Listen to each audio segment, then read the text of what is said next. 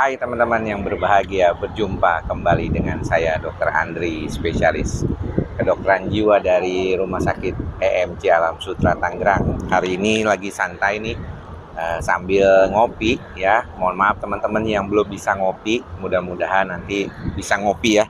Selain daripada bagaimana kita juga mengelola pikiran dan perasaan kita, tentunya juga kita perlu mengolah makanan dan minuman kita ya. Makanya banyak teman-teman mungkin khawatir kalau masih ngopi, takut kalau kenapa-napa gitu. Nah teman-teman, saya ingin sedikit berbagi saja berkaitan dengan bagaimana sebenarnya kalau kita berbicara tentang makanan dan minuman, untuk kasus gangguan cemas sebenarnya tidak perlu terlalu khawatir ya. Apalagi kalau memang dia murni memang masalahnya gangguan cemas ya, tidak disertai dengan gangguan lambung yang terkait dengan sebelumnya.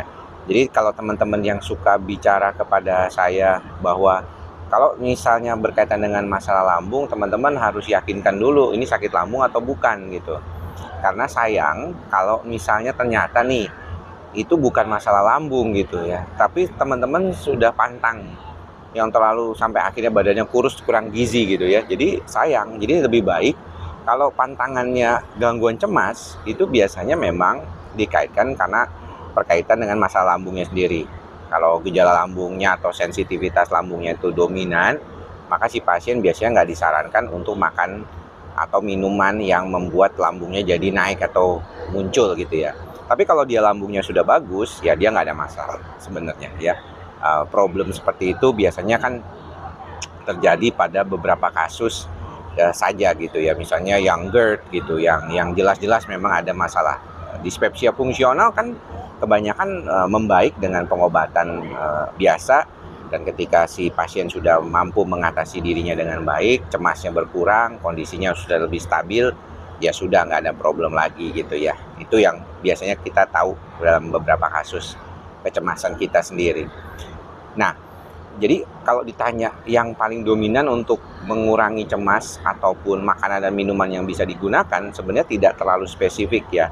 Ada beberapa teman yang nanya, itu serotonin yang diberikan oleh dokter itu kalau diberikan untuk membantu stabilitas kita untuk supaya lebih stabil, apa dong yang bisa dibantu? Saya bilang, kalau demikian yang perlu kita berikan adalah protein gitu ya, protein yang cukup ya, ikan dari daging atau tahu, tempe itu juga proteinnya banyak. Makanan juga ada, misalnya sayuran juga protein tinggi kayak brokoli gitu ya.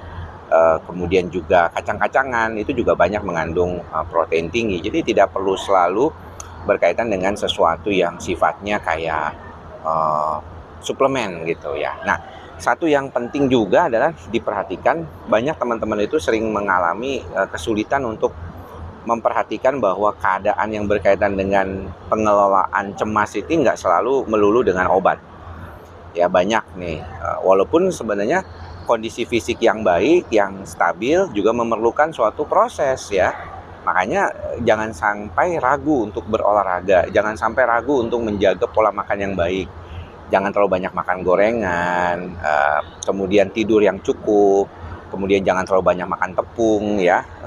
Ubah pola hidup standar supaya lebih stabil, maka sebenarnya akan lebih stabil ke depannya gitu. Jadi nggak perlu terlalu spesifik yang kayaknya tuh mesti harus obat aja, enggak. Tetapi sebenarnya secara umum apapun yang kita bisa lakukan untuk membantu tubuh kita menjadi jauh lebih baik, menjadi lebih sehat, itulah yang sebenarnya perlu dilakukan oleh pasien cemas. Sayangnya teman-teman banyak nih yang kalau disuruh berolahraga nggak mau, disuruh melakukan aktivitas olahraga yang membantu supaya denyut jantungnya menjadi jauh lebih stabil dan lebih baik tuh takut gitu ya. Itu yang sering kali ditemukan.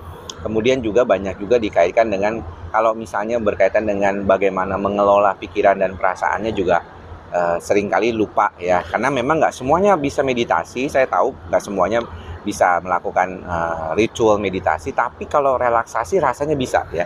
Kayak misalnya saya di sini gitu ya, kebetulan ini tempatnya enak nih ya, ada di suatu ruangan, saya bisa duduk sambil, biasanya kalau ini miring ya, tapi kalau misalnya saya duduk seperti ini tegak lurus gitu ya,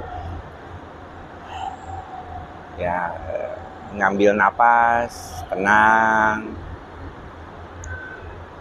Relax ya, ini kebetulan ada angin ya, sepoi-sepoi ya. Kebetulan di depan juga ada hijau ya, tanaman ya. Walaupun panas, tapi saya merasakan suatu proses kedamaian. Jadi ini yang bisa dilakukan juga sama teman-teman ya, bagaimana kita bisa membantu diri kita tuh jadi jauh lebih stabil. Bagaimana kita bisa mengelola pikiran kita menjadi jauh lebih nyaman ya dengan kondisi seperti tadi.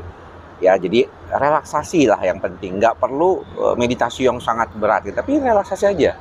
Ya, teman-teman nggak usah punya gadget, nggak usah pakai musik aneh-aneh. Kalau misalnya ruangannya lebih sepi, lebih baik lagi. Membuat diri kita tuh lebih fokus dan sadar terhadap keadaan kita saat ini. Nah, kalau sudah makanannya benar, olahraganya benar, ada relaksasi, saya yakin teman-teman akan jauh lebih baik ke depannya.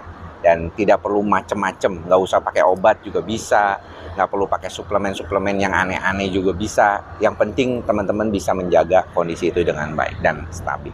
Oke ya, mudah-mudahan bermanfaat. Jangan lupa mantra kita bersama, ikhlas, sabar, sadar. Semoga semua makhluk berbahagia.